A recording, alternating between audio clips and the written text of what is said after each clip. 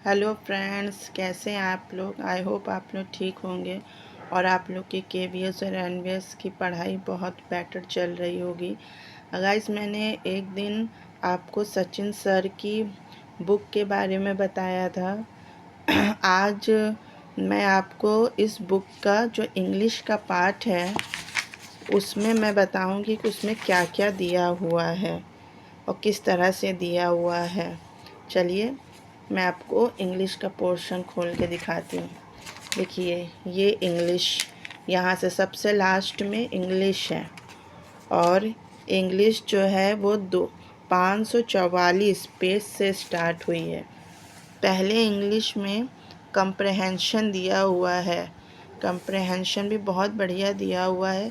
Guys, मैं पढ़ रही हूँ तो ऐसा लग रहा है कि मेरा आधा सिलेबस जो है वो रिवीज़न हो रहा है। इस बुक को लेने से बहुत फ़ायदा हो रहा है। एक दिमाग में ये संतुष्टि मिल रही है कि हाँ, मैंने कुछ पढ़ लिया है, कुछ मतलब आने लगा है। जो कन्फ्यूज़न थी इंग्लिश में, इसको पढ़ने के बाद पूरी हो गई है। देखिए, ये पैसेज दिए हुए हैं और बहुत बढ़िया बढ़िया पैसेज दिए हुए हैं पैसेज भी बहुत बढ़िया है। इसको पढ़ इससे इस बुक से अगर पैसेज प्रैक्टिस कर लेंगे तो फिर कोई और बुक से पैसेज प्रैक्टिस करने की ज़रूरत नहीं पड़ेगी। इसी से आराम से ही प्रैक्टिस हो जाएगा।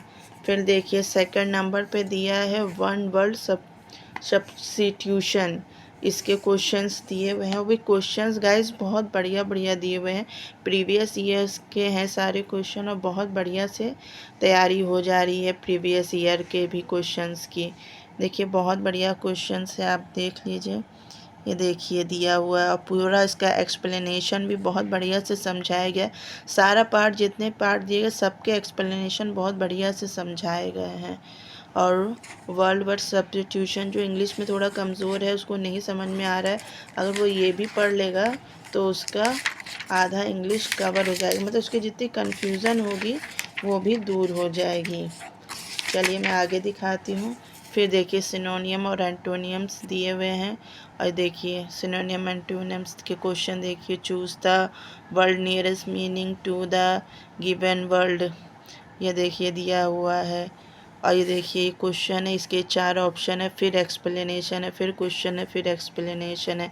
इस तरह से दिया और अच्छे खासे सिनोनियम एंटोनियम्स दिए हुए हैं। देखिए अच्छे खासे, ये देखिए यहाँ तक दिए हुए हैं 146 ट्रिमिड तक दिया हुआ है। और इसका देखिए 4 ऑप्शन दिए गए हैं।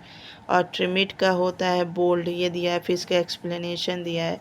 फिर अगला पार्ट दिया है स्पेलिंग एरर और करेक्शन। मेरे तो बहुत ज़्यादा दिक्कत होती है, मुझे समझ ही में नहीं आता स्पेलिंग एरर और करेक्शन में। तो इससे मुझे लग रहा है, मैं इसके पढ़ने के बाद लग रहा है हाँ, थोड़ा सा मैं अगर आएगा तो मैं कर सकूँगी। तो ये देखिए स्पेलिंग करेक्शंस के कितने सारे क्वेश्चन दिए। फिर देखिए यहाँ स्पोर्टिंग एरर इन सेंटेंस में जो एरर है वो दिया हुआ है। ये देखिए पास है, ये दिया हुआ है क्वेश्चन। 4 ऑप्शन है इसमें। ये तो मुझे और ही समझ में नहीं आता है कैसे क्या करना है। इंग्लिश भी मेरी उतनी ख़ास नहीं है, फिर भी इतनी भी ख़राब नहीं है कि मैं कर ना सकूं।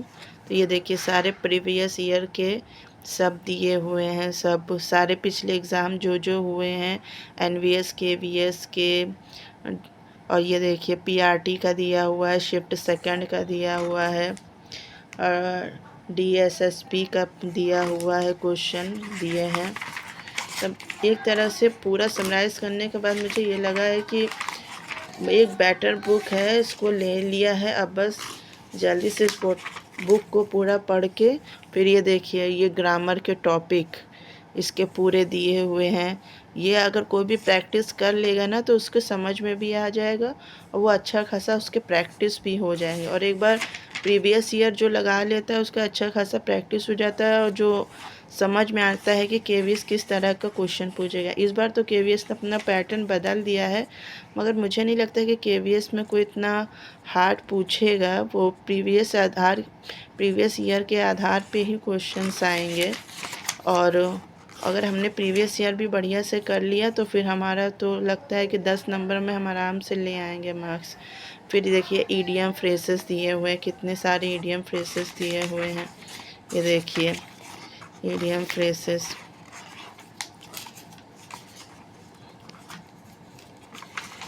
ये देखिए कहाँ ईडियम फ्रेसेस दिए हैं। ये देखिए यहाँ लास्ट 611 पेज तक दिया हुआ है और बहुत बढ़िया दिया हुआ है। इंग्लिश मुझे लगता है कि मैं इससे प्रैक्टिस कर लूँगी तो मेरा आधा इंग्लिश कवर हो जाएगा, प्रैक्टिस हो जाएगा मेरा। बहुत बेहतरीन बुक है ये प्रैक्टिस के लिए और प्रीवियस ईयर्स के लिए। इधर उधर भागना नहीं पड़ेगा और आराम से हम प्रैक्टिस कर सकते हैं, अपना पढ़ सकते हैं। 1-2-3 घंटा निकाल के इस बुक को भी पढ़ लेंगे तो हमारा आराम से पूरा सिलेबस जो है वो रिवाइज हो जाएगा। अब तो गाइस बहुत कम दिन बचे हुए हैं, अब तो 20 दिन से भी कम दिन रह गए हैं, उसमें ये बुक बहुत हेल्पफुल रहेगी। तो गाइस मैंने ये बुक ली है और मुझे बहुत हेल्प मिल रही है अपनी पढ़ाई में। तो गाइस बताइएगा आपको मेरा इंग्लिश का जो पार्ट दिखाया है मैंने, आपको इस बुक में कैसा लगा।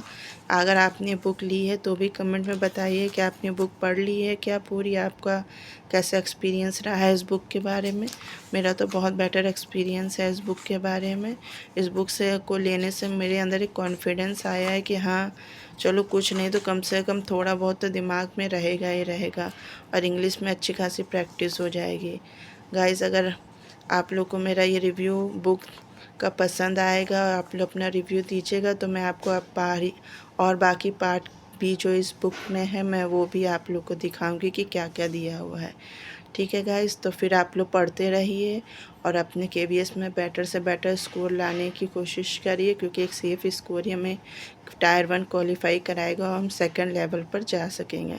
ठीक है गाइस, तो फ़िलहाल आप लोग पढ़ते रहिए अपना और अपनी तैयारी बेटर से बेटर करते रहिए। मिलते हैं फिर नेक्स्ट वीडियो में, तब तक के लिए बाय बाय।